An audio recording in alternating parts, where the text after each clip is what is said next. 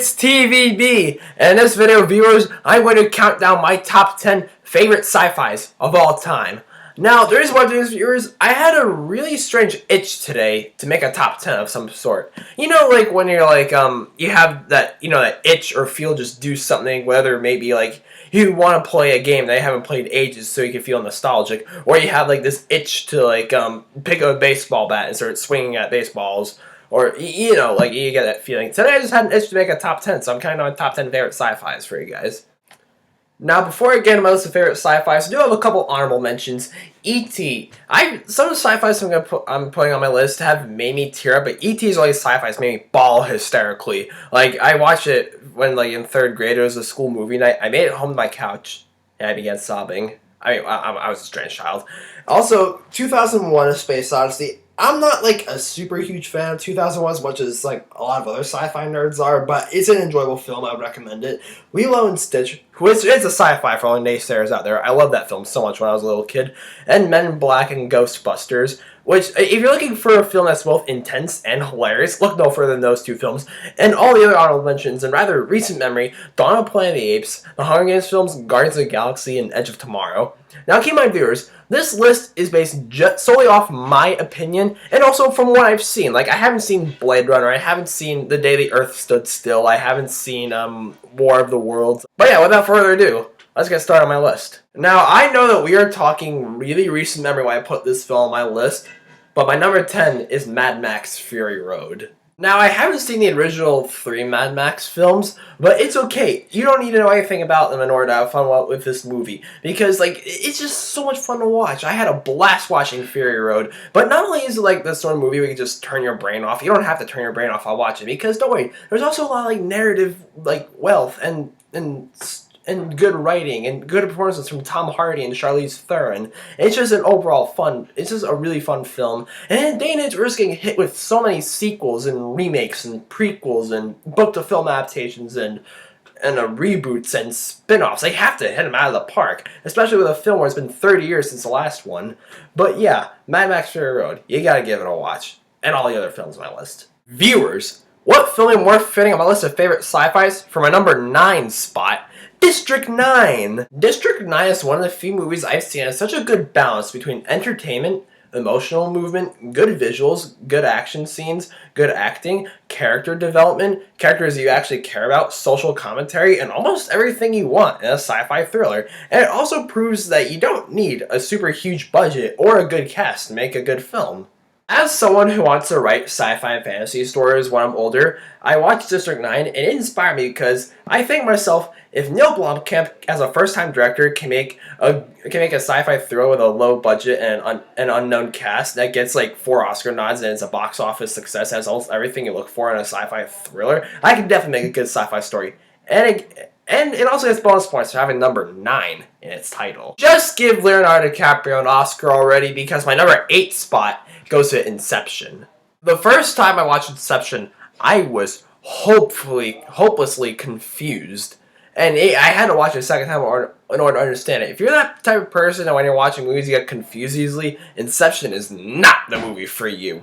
But if you do watch Inception and you don't get confused that easily, awesome, you are in for one heck of a time. I really dig Inception's really clever concept about a dream inside of a dream inside of a dream inside of a dream, and just like all the visuals and the performances from everyone, not just Leonardo DiCaprio and Chris Nolan. Huge shout out to you, man. You did an awesome job with The Dark Knight, and you did an awesome job with this film, and I can't wait to see what you'll do next, whatever it may be.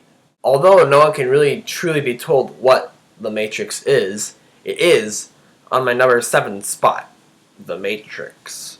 Now, another really confusing but clever aspect of a film that can have, The Matrix goes into themes like, what is real? And this whole time we're just working for some computer, and the real world is all messed up and horrible. And The Matrix, like, the action scenes, oh boy, you can't beat them. Neither can you beat the visuals, or Keanu Reeves' performance, or how big of a legacy it's had on the sci-fi genre. There's all this countless wannabes, but yet again, I mean, with a film as awesome as The Matrix, how could you not?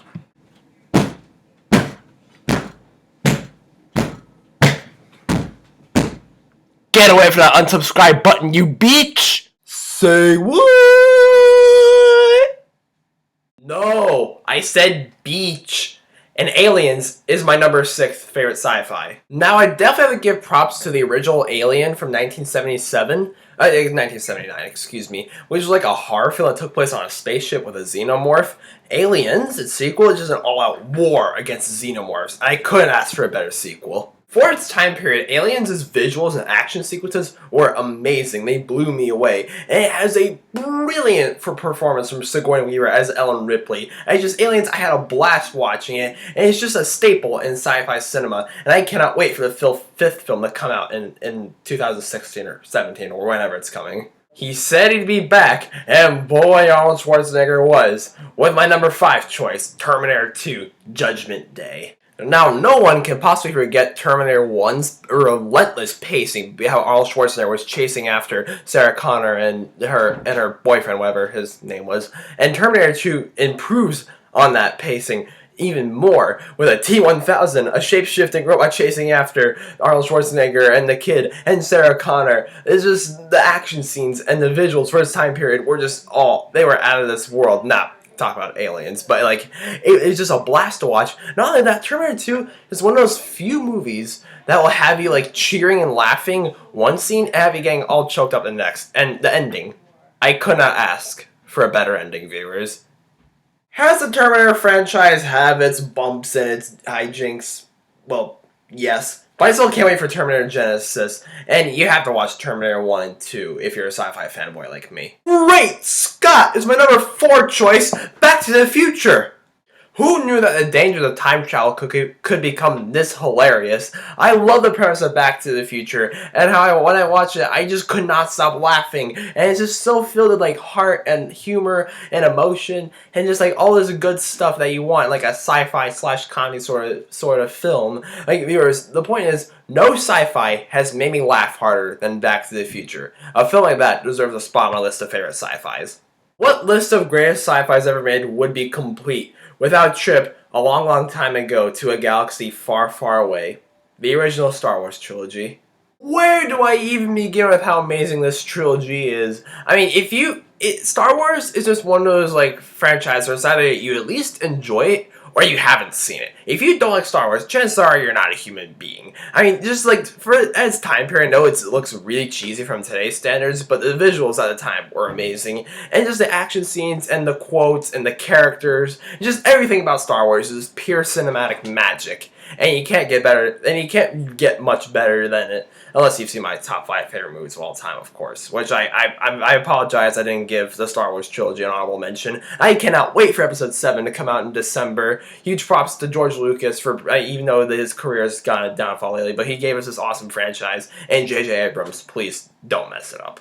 Okay, let the hate comments roll. My number 2 choice, Avatar.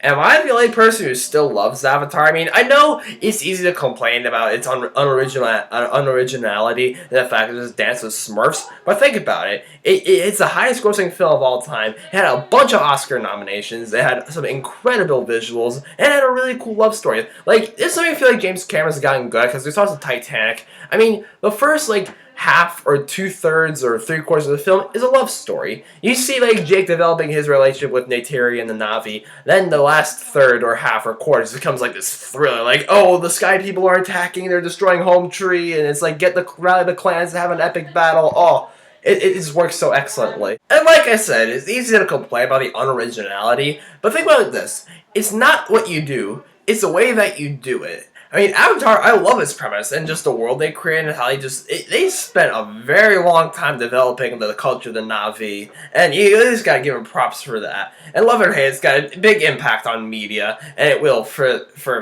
long time. But is anyone a little nervous about the fact that it's getting 3 sequels?